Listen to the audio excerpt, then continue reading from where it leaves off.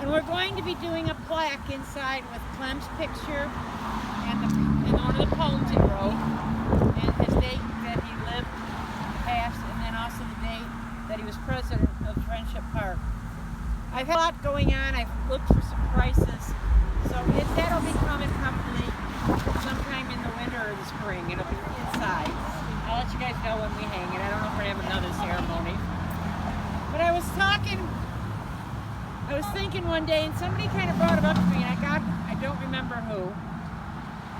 They said, I wonder if we can get a street name for Clem. I know Who? Who was it? Who? right there she stands. No, I took it to her. She brought it to me. Really? Oh, Yes. I thought it was her idea. No. Oh, okay, I'm sorry. So I said, hey friend, what would it take for us to get a street name for Clem? So she was in on it. And yes. She said, well, let me look into it. She said, done deal, Joyce. I mean, it was like, boom, oh, okay. I thought it was going to be a long thing, you know, but Teresa took care of it. Does everybody know who Teresa is? Teresa Morris is our District 6 City Council. She also is running for re-election in 2 weeks, but nobody's running against her. Because nobody else would. I think she's gonna have a chance. Nobody else could measure up to her. So, hi. We're waiting for the mayor, so come on down if you want. City Council. That was September 14th, I think, something like that. Then she said, when do you want to do it? And I said, I don't know. So we thought, well, we're doing a spaghetti dinner. And you know, Clem was he loved having the international dinners. And he loved having our fundraisers, which we haven't had a lot of. So I said, well, we have spaghetti dinner coming up. Let's do it that day. So that's why we picked the day. So is this going to still be 131st? Yes. So It's an honorary renaming. well, we're going to call it Uncle Plum Street. There you go. I like that. You call it Uncle Clement Street. I'll just call it Clem Street. And the thing is that day, should we show them that? We can show you. Okay. This is what it looks like. Aww. Now, Oh, beautiful. Beautiful. this one's going to hang inside the center. And I said, well, why did they do place instead of street? Well, then I thought about it. This is the place he hung out. Mm-hmm. That's the place he lived. So place works, right? Yeah. Yep. So this is Clem C. Cybulski Jr. Place. Okay, so it works. So there's a metal one up there, I'm sure, but Yeah, we so you guys so, and you know, like I said, it's still going to be legally 131st. Yeah, We'll talk. but for us it'll always be Uncle Plum Uncle Street. Clem Street, right. Suspicious of folks with difficult to pronounce Polish last names, but I make an exception for Clem. Obviously, everyone who knew him would never forget him. Such a sweetheart and a good man. And I was talking with Councilman Morris after he passed about, you know, among the memories we have of him is that poem that he would always read. He read it so often, but certainly every Memorial Day. Because you know, you can tell a lot of someone's soul with looking into a poem. And he's just such a beautiful man. And I'm certainly no poet, but I think as my mind races here, maybe I can quote one who was.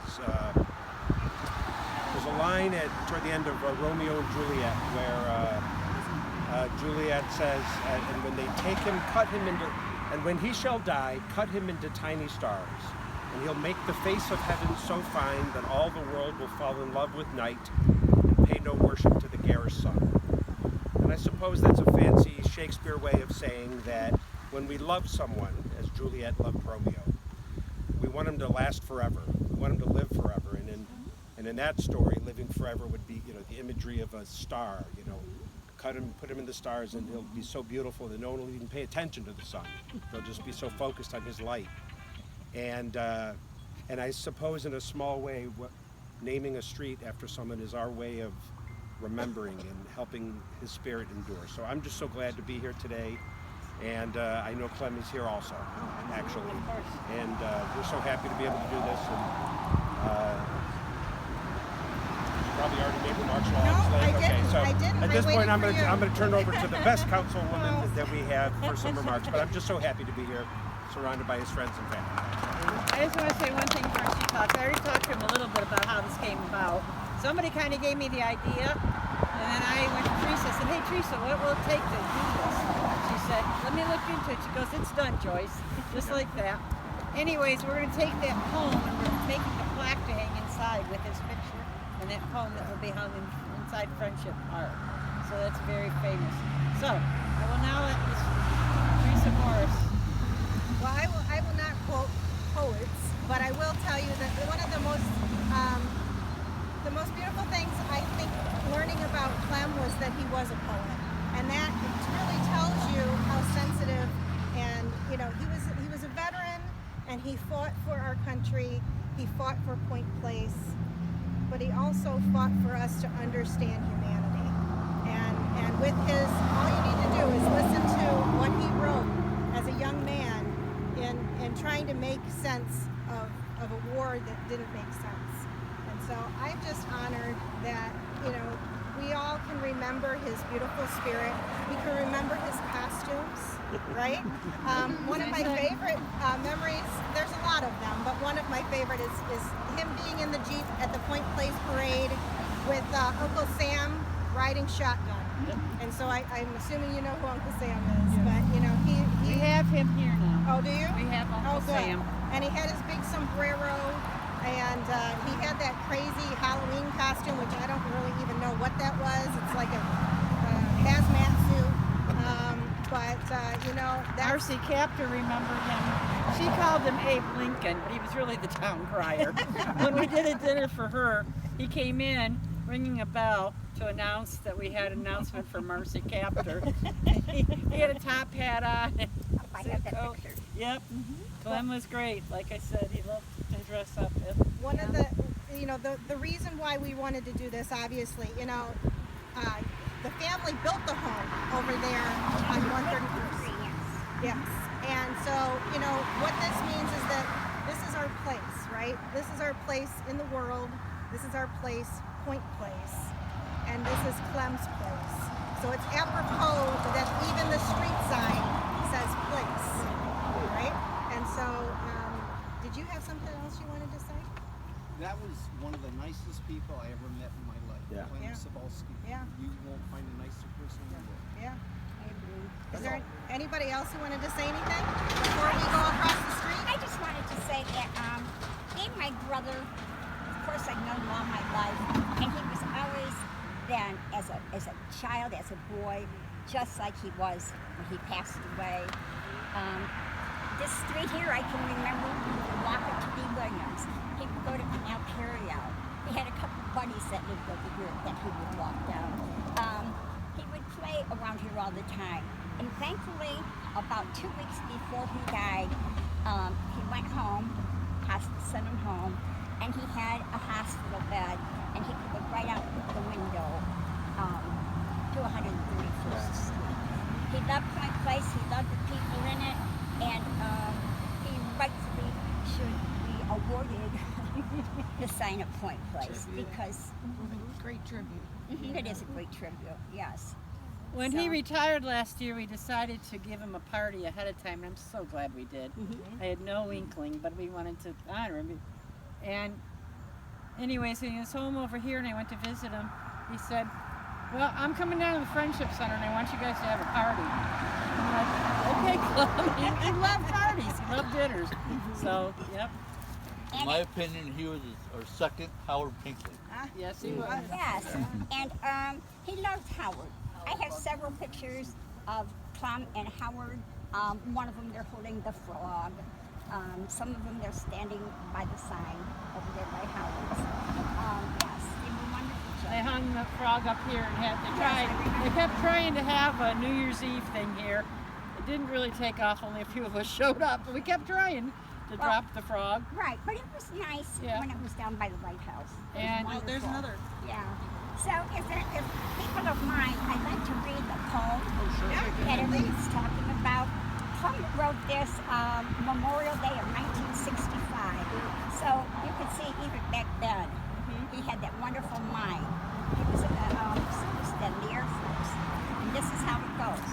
When all the wars have ended and all the fighting's done, when all the battles that are waged at last are lost in the morn, when the dust has finally settled and the air again is clear, when the hearts of those around me are emptied of their fear, I'll find myself a quiet place and standing there alone, I'll say a prayer for all of those brave comrades that I have known. Some names I'll remember, some I may forget, but with me there will always be those faces I have met. By you, Father, they were created. To you, they proved their worth. For you, old flag, they fought. Now some are gone, returned into the earth.